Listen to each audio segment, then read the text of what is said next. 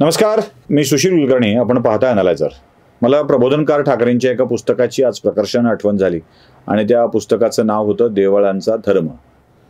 म्हणजे देवळं स्थापन करून धर्म कसा वाढवला जातो आणि त्यावर अनेक भटभिक्षुकी कसं जगतात हे प्रबोधनकार ठाकरेंनी त्या पुस्तकात लिहिलेलं होतं.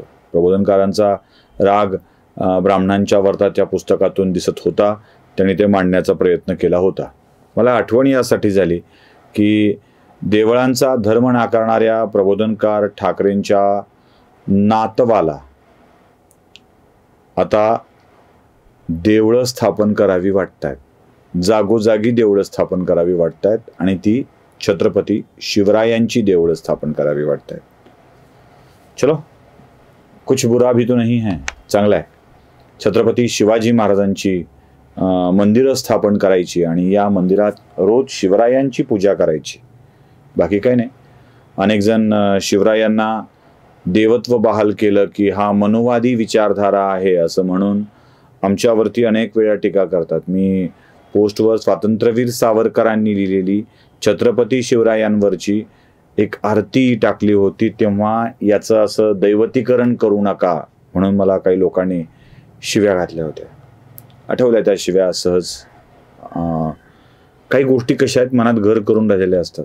म्हणजे मी माझ्या राजाला देव समजतो आणि त्यांना माझ्या हृदयाच्या मंदिरात जागा करून देतो, त्याची आरती गातो, तेव्हा लोकांना मी राजांची आरती गातोय हे पटत नसावं कदाचित, म्हणून त्याने तसं बोलले असतील. असो, बाकी आपल्याला फार काय बोलायचं नाही.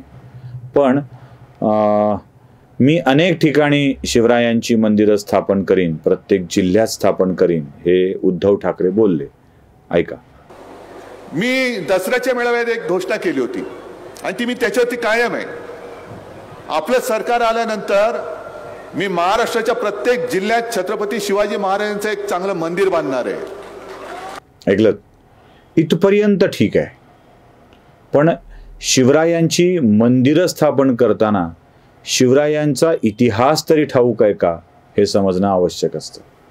काय, तुम्ही जेव्हा पोथीवादी होता, म्हणजे मार्क्सवाद हे सगळ्यात मोठा पोथीवादच होता, कारण तेवढा जो मार्क्स मांडलाय तेवढ्यावरच बघणारे पोथीवादीच होतात. जेव्हा आपण पोथीवादी होता, पाठांतरवादी होता, तेव्हा मात्र गडबड होऊन जाते.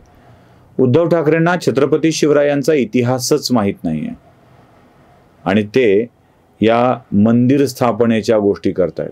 मी तुम्हाला आता उद्धव ठाकरेंचा एक वेगळा व्हिडिओ ऐकवतोय, ज्यात उद्धव ठाकरे मंदिर स्थापन करण्याची भाषा तर करत आहेतच, पण सुरतेत मंदिर स्थापन करण्याची भाषा करतायत.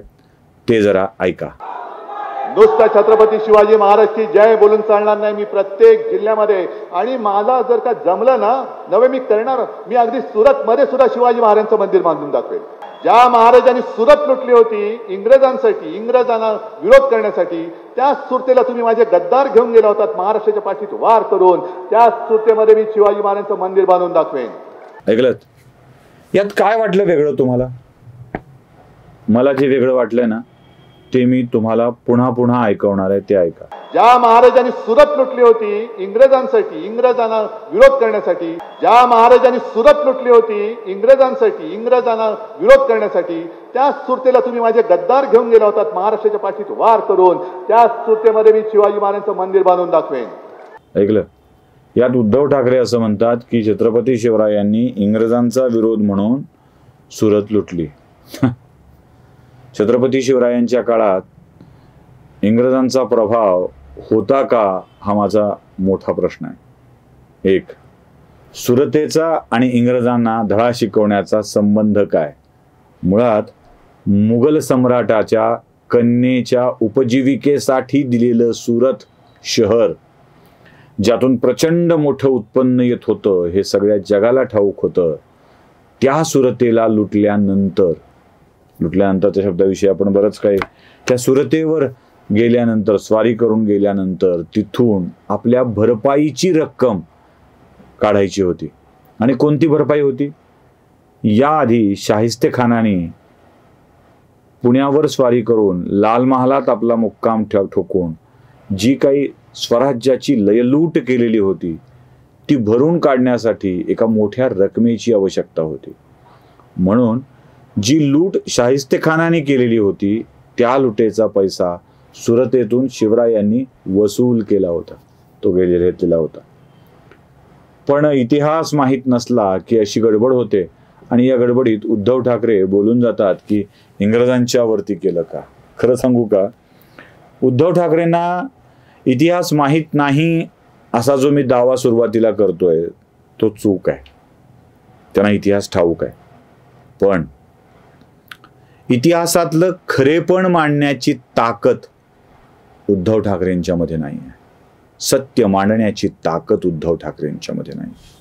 कारण जर औरंगजेबाला विरोध करण्यासाठी म्हणून शिवरायांनी स्वारी केली असं म्हणाले असते तर काय झालं असतं. मग औरंगजेब फॅन क्लबला काय राग आला असता ना उद्धव ठाकरेंचा. त्या औरंगजेब फॅन क्लबला राग येऊ नये, औरंगजेबाचं नाव घेऊन त्याच्यावरती टीका करण्याची वेळ येऊ नये. औरंगजेबाचा विरोध केला होता, शाहिस्तेखानाने लुटल्याची भरपाई करून घेतली होती, हे वाक्य उद्धव ठाकरेंनी वापरले असते तर मुस्लिमांचा विनाकारण रोष ओढवून घ्यावा लागला असता. आणि तो ओढवून घेऊ नये म्हणून उद्धव ठाकरेंनी या स्वरूपाची भाषा वापरलेली आहे. किती स्वतःला अज्ञानी समजेपर्यंत हे असं बोलणार हा माझ्या समोरचा मोठा प्रश्न आहे. तुम्हाला काय वाटते ते नक्की कळवा. लाईक, शेअर, सबस्क्राईब करायला विसरू नका. धन्यवाद.